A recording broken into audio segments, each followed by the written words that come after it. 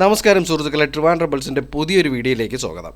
ഈ വീഡിയോ തയ്യാറാക്കിയിരിക്കുന്നത് 2024 മെയ് 7-നാണ്.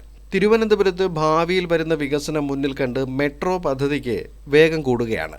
2012-ൽ വിഭാവനം ചെയ്ത പദ്ധതിക്ക് 2014-ൽ DMRC ആദ്യ രൂപരേഖ തയ്യാറാക്കിയിരുന്നു. പിന്നീട് ഉറങ്ങിക്കിടന്ന പദ്ധതി വിഴിഞ്ഞം തുറമുഖം യാഥാർത്ഥ്യത്തിലേക്ക് അടുത്തതോടെ ജീവൻ വെച്ചിരിക്കുകയാണ്.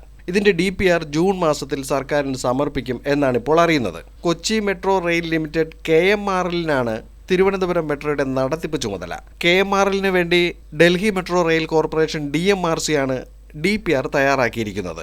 ആദ്യം ലൈറ്റ് മെട്രോയാണ് ഇവിടെ കൊണ്ടുവരുവാൻ ആലോചിച്ചിരുന്നത്. പിന്നീട് നടന്ന പഠനത്തിന്റെ അടിസ്ഥാനത്തിലാണ് മീഡിയം മെട്രോ എന്ന നിലയിലേക്ക് വന്നത്.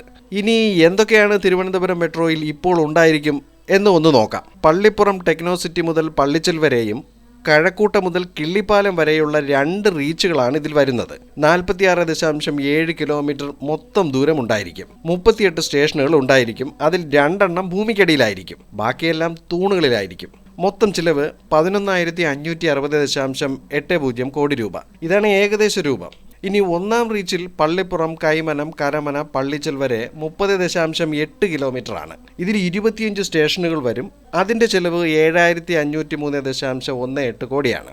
രണ്ടാം റീച്ചിൽ Kazhakoottam, Technopark, Lulu mall, Chakka, Eenchakkal, Kizhakkekotta, Killipalam അങ്ങനെ മൊത്തം 15.9 കിലോമീറ്റർ. 13 സ്റ്റേഷനുകൾ ഉണ്ടായിരിക്കും. അതിൽ കിഴക്കേക്കോട്ട, കിള്ളിപ്പാലം എന്നിവിടങ്ങളിലെ സ്റ്റേഷനുകൾ ഭൂമിക്കടിയിലായിരിക്കും. ഇതിന്റെ മൊത്തം ചിലവ് 4,057.70 കോടി.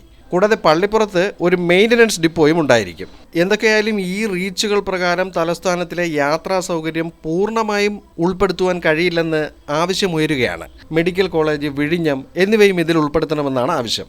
കൂടാതെ ആറ്റിങ്ങൽ, നെയ്യാറ്റിൻകര എന്നിവിടങ്ങളിലേക്കും നീട്ടണമെന്നും അഭിപ്രായമുയരുകയാണ്. ഇതിനെക്കുറിച്ച് ചർച്ച നടത്തുവാൻ Indian medical association, Trivandrum chamber of commerce and industry, മറ്റു ഓഹരി ഉടമകൾ, റെസിഡൻസ് അസോസിയേഷൻ ഭാരവാഹികൾ എന്നിവരുമായി മെയ് പകുതിയോടെ ചർച്ച നടത്തുവാനാണ് ഇപ്പോൾ തീരുമാനിച്ചിരിക്കുന്നത്. ഇതിനോടൊപ്പം മികച്ച പാർക്കിംഗ് സൗകര്യം കൂടി ഒരുക്കണമെന്നും ആവശ്യമുയരുകയാണ്. ഇതെല്ലാം പരിഗണിച്ചായിരിക്കും KMRL സർക്കാരിന് അന്തിമരേഖ സമർപ്പിക്കുന്നത്. കഴിഞ്ഞ ഫെബ്രുവരിയിലാണ് പ്രാഥമിക DPR സർക്കാരിന് സമർപ്പിച്ചത്. കൊച്ചി മെട്രോ മാതൃകയിലുള്ള മീഡിയം മെട്രോയാണ് തിരുവനന്തപുരത്തും നടപ്പിലാക്കുന്നത്. തിരഞ്ഞെടുപ്പ് പെരുമാറ്റച്ചട്ടം നിലനിൽക്കുന്നതിനാൽ അത് കഴിഞ്ഞ ശേഷമായിരിക്കും അന്തിമ DPR സർക്കാരിന് സമർപ്പിക്കുന്നത്. ഇതിന് വൈകാതെ കേന്ദ്രാനുമതി ലഭിക്കുമെന്നാണ് ഇപ്പോൾ പ്രതീക്ഷിക്കുന്നത്. പണി തുടങ്ങിക്കഴിഞ്ഞാൽ ശ്രീകാര്യം, പട്ടം എന്നിവിടങ്ങളിലെ മേൽപ്പാലങ്ങളായിരിക്കും ഇതിന്റെ ഭാഗമായി ആദ്യം നിർമ്മിക്കപ്പെടുക.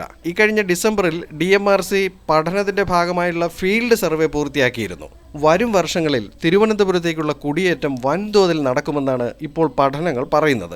2051 വരെയുള്ള കാലയളവ് മുൻകൂട്ടി കണ്ടാണ് മെട്രോ പദ്ധതി വേഗത്തിൽ നടപ്പിലാക്കാൻ ഇപ്പോൾ തീരുമാനമായിരിക്കുന്നത്. ഇതിന്റെ നിർമ്മാണ തുക എങ്ങനെ കണ്ടെത്തും, കേന്ദ്രാനുമതി എപ്പോൾ ലഭിക്കും എന്നതിനെപ്പറ്റി വരും നാളുകളിൽ വാർത്തകൾ ഉണ്ടാകുമ്പോൾ അത് ഈ ചാനലിൽ അപ്ഡേറ്റ് ആയി പോസ്റ്റ് ചെയ്യുന്നതായിരിക്കും. ചാനലിന് നൽകുന്ന പിന്തുണയ്ക്ക് നന്ദി അറിയിക്കുകയാണ്. ചാനൽ ഫോളോ ചെയ്യുന്ന കാര്യം മറക്കരുതേ.